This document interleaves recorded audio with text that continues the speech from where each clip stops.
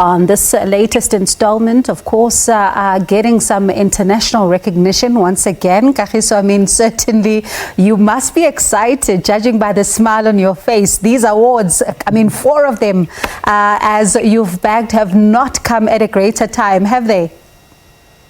No, we are very excited, and these awards are coming at a perfect time when we are about to release the film nationwide in cinema.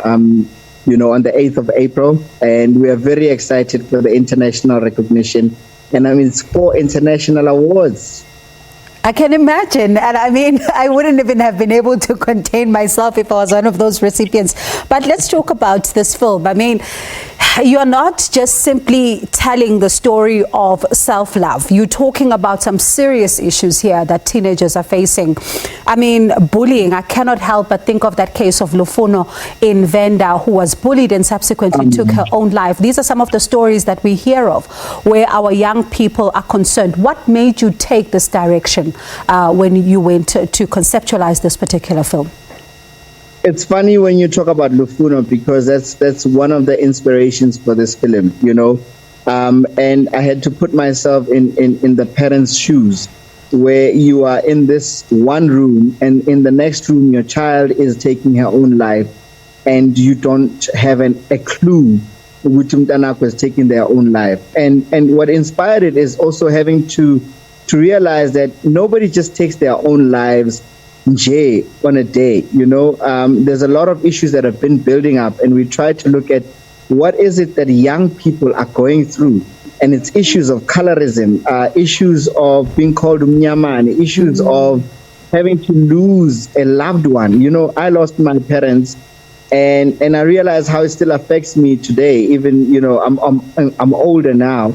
You're looking at issues of bullying at school, which is something that a lot of people have gone through, but it's been like this silent thing that nobody's talking about, and it's now becoming a pandemic.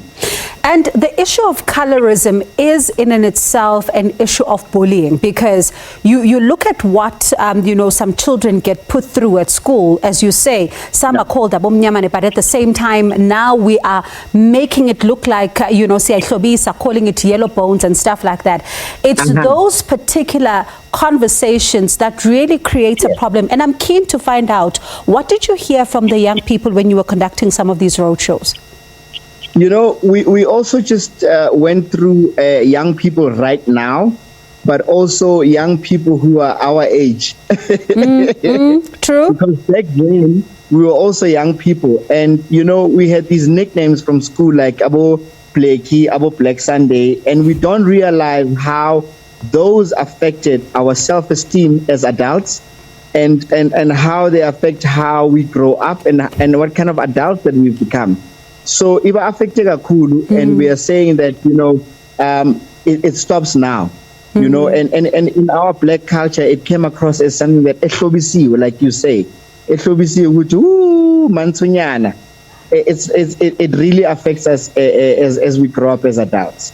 And I tell you, I used to, of course, be called Mansunyana, as you say, because these are some of the names that parents really think are okay, and they don't understand the connotations, that they carry. But let's talk about, the seriousness that you are hoping parents are going to be taking this, because these are some of the conversations that their children are not able to have with them. I mean, we are parents, we sit down, our children are sometimes not able to bring forward these issues. How then should they be taking a movie like this one very seriously, because it also brings to the fore some of the struggles that maybe their teenagers are struggling with behind closed doors? This film is going to allow for conversations to happen.